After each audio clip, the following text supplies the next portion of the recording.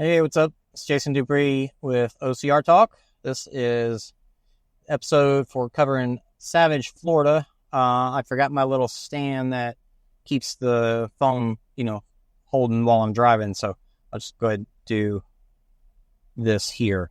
And now I'm getting a message about low battery. I should be able to wrap this up before the battery dies because I think this one's going to be a little short. But yeah, so we did Savage, Florida. And it was a beautiful day, a little warm. Ended up being about 83 last I checked, probably about 30 minutes ago. This morning, it was in the upper 60s. So nice, cool morning, but definitely could have been cooler for running. But race-wise, this was the last race in the Savage Point Series, 2024 Point Series. For the men, Shawn Roberts won. I was covering the women, so I didn't see how close the race was yet, so I'm excited to watch it myself. And I believe Ryan Brizolar got second, and Kevin Thompson got third. Pretty awesome. Sounds like it was a good race between those two. For the women, Jamie just went out hot and just decimated everybody. She was so far ahead. She was like Nicole Miracle level ahead of everybody. But there was an amazing battle between Rachel Waters and this girl, Sin. She's got a foreign last name, and I don't remember exactly how she said it. So I'll save that for when I go look it up later, or look at it on the results. But I saw her on the start line. Tall girl, very muscular, very lean. She actually reminded me a lot of Carly Wopat. And she was, I think, in second pretty much right away. But Rachel was not far behind. And then they just went back and forth over and over. They changed places probably 10 times during the race. It was kind of amazing. Then they got to the second rig. So this course had typically, and it did to this time, at 2 rigs. First one was fairly easy, rings, that teardrop thing. It's probably the hardest part of it. Nothing too crazy. And the second rig had cheese boards, but they were thicker. They weren't like those old flimsy cheese boards, and they were hanging sideways. More like when they have them as walls. Yeah, I hadn't seen those in a long time. They had that first into monkey bars. So this is like if you have ever seen it last year, if you saw it last year, this is the green rig. In the same place. Wait, what did I say? It started off with something. Oh my goodness. Now I'm blanking. What did it start with? Well, it went into monkey bars, whatever the start was. I forgot what it was. And then after the monkey bars, there was a rope. No, the rope was after. There was a cargo net. And then you got to go under the cargo net. And then there was a rope. A weird, I don't know, it was like a little square thing. Not square, it was rectangular. And when you grabbed it, the way it was hooked on, it just went like this. So I said, forget about that thing. Went past it, and there's almost like a nunchuck, but it was like a lightning bolt almost. Or not lightning bolt. Went straight down, over at an angle, and then straight down. So right in that crook of that angle was actually perfect place to grab it. And then one of those plastic pipe things that they have, like a triangle pipe thing, and then maybe like one more thing, and then the bell.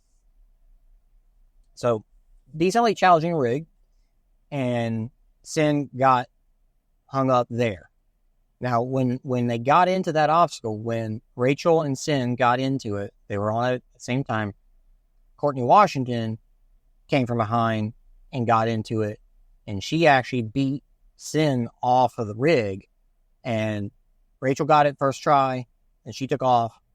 And I don't know how many times it took Sin to get it, but she eventually got it. And then Courtney Washington was on, I wouldn't say she was on Rachel's tail, but she was definitely in sight. And Rachel kept looking back for her, making sure that she, was outrunning her. A few more obstacles after that. It's about another mile after that. Here comes Mike Garcia, one of my rabbits. And, let's see if he goes over here. Mike! Hey! Mike! What's up, dude? Yeah, I was recording my episode for OCR Talk. Mike Garcia, rabbit extraordinaire. Good day. Excellent day. Anything you want to say? Shouts to Savage for putting on probably the dopest obstacle race in my opinion. Just my opinion. Many others too. But it was great. Thank you, OCR Report, for allowing me to give back to the sport how I can. And I look forward to more opportunities. And I'll see you all in the spring in Georgia. Right on, dude. Good to see you, man. Be good. Thanks. Take care.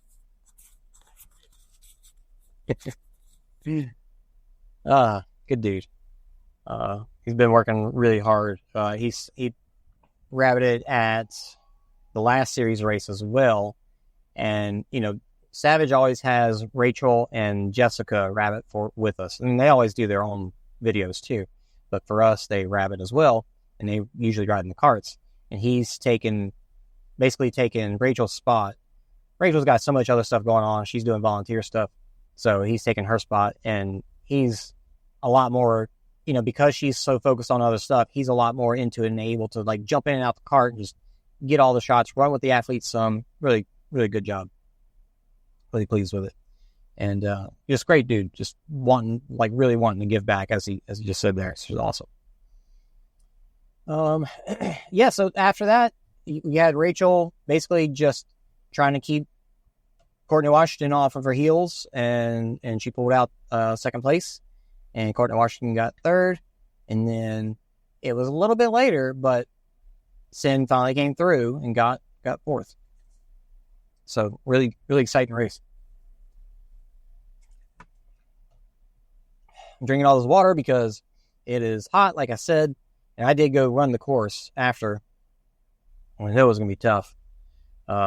It's November, so if you ever see me post or ever talk about F3, it's a men's workout group that's peer led. So everybody in the workout group takes turns leading the workouts. And November, we do a thing called Miles and Merkins, and everything most workouts have a special name, and push-ups or Merkins. I don't know why. Something to do with America, probably. And so you get points you're on a team. You get points for every mile you do, points for every mile you do, points for every push-up you do, that kind of thing. So I was really needing to get in the extra miles today. So I actually did 10 total with rabbiting and running the course. So some good mileage. My race was pretty good, despite or other than the heat. The heat definitely was getting me. And so I went out conservative, but still good pace, 9-minute pace or so. And then probably about halfway through, I definitely had to dial it back because I could tell the heat was starting to get me. It's like my heart rate wasn't jacked up, so that was good. I think I took enough sodium, but it was still, when I would come off of an obstacle, it was starting to get to where I could get that, head rush whenever you stand up kind of thing. Because it was just every time I exerted myself, it was getting tough, getting rough. But they did have Triple Richard, which is the ice bath. So that felt fantastic. And it's funny because the water was probably about 6 inches from the board. And that just happens throughout the day. So many people getting in and getting out, they're taking the water with them. And so I went under, and I really didn't have to stick my head under because the water was so high. And so on the other side, I went under because I needed it, because I needed to cool up. And it was it's so cold but it felt so good at the same time. Like I came out of that, like gasping for air, but at the same time, it was just like, oh, it feels good. Like, we wanted to get back in it. But there was still about another mile after that, I believe, with that second rig being part of that. And that was it. Great race. Rabbiting wise, this course ended up being super compact because of the flooding that they had here from the hurricanes. And so everything was real tight. Like it was very easy to follow the pros. And we actually, comically, the easiest course to cover, we had the most rabbits. We had 6 total rabbits. So it worked well. I think everything went well. Filming was good. I didn't fall. I did almost trip over one of the fail pail buckets after one of the obstacles because I was walking backwards. But I didn't. I saved it. And the only thing that was odd was as I was pulling the videos off. So actually one thing I learned, I don't think I talked about yet, is that when I pull iPhone videos, when I plug an iPhone into the computer, it doesn't show everything that's on the phone. Sometimes it shows nothing. Sometimes it shows a few folders, a few files, but not everything. And in trying to troubleshoot pulling stuff off of the iPhones, I found that you can install a thing called Apple Devices. And if you install it, it's something that I think you need if you use iTunes. Like it's something that like syncs your phone and does all that kind of stuff. With that running, for the most part, everything shows up on iPhones in the folder as you plug it in, which is great.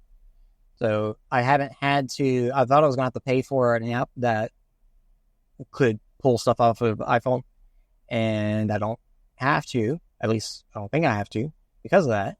But everybody's phones were good except Jessica's, which is so odd because I've pulled stuff off of her phone before. So real odd, but yeah.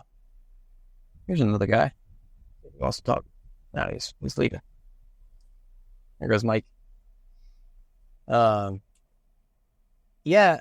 So hers showed nothing, no folders, no nothing, and I was like, that was odd. So I ended up just airdropping her stuff to my phone, this phone that I'm recording on right now, and that worked. I may have talked about this last time, but I did lowered the quality. So we still filmed in 1080 at 30 frames a second, but there's a quality setting, and I put it it was on normal, and I put it on low. I don't think I've ever put it on high, but even some of the beasts that I've filmed have made like 20 plus gig, 25 gig videos. And obviously that takes a long, long time to upload.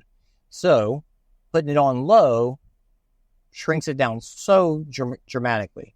I believe I was probably getting 8 to 10 gig videos from Savage because of, shorter races.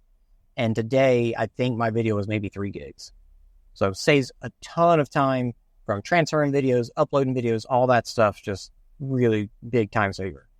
And as far as I can tell, it doesn't change the quality enough, if at all, to really worry about it. So it's a huge benefit with either none or very little drawbacks. So that's good. So then utilizing that. We got the show coming out tomorrow night, tomorrow afternoon at 3 Central, 4 Pacific, 4 Eastern. And then next week is World's Toughest Mudder. Having 2 weeks off, it was kind of funny not going to a race for 2 weekends because, of course, in that time, I did go run the Spartan Ultra, which I had a good race for. I finished under 7 hours, which was cool, and ran hard all the way through. Hard. I was tired, but still was running good. But having those 2 weeks off has been fantastic because I think I got everything I needed prepared for World's Toughest already. Like, the show is all ready. All the graphics are ready. The only thing I need to do is get the links for the results and input those into the show. But everything else is good. I've been sitting around like, what do I do now? I feel like I should be working on something. Savage is coming up. World's Toughest Mudder is coming up, and I don't feel like I got anything to do. Usually I'm just, always doing something, and then everything never gets done. But yeah, I think we're in a good spot. I'm excited for this coming weekend. It's going to be a good one. So be prepared for that. We'll definitely do an OCR talk somewhere in there, probably maybe like at the house with my crew, and it'll be good. So thanks for listening. I don't think I got anything else to share about this race, and we'll see you guys online tomorrow for the race. Thank you. Bye.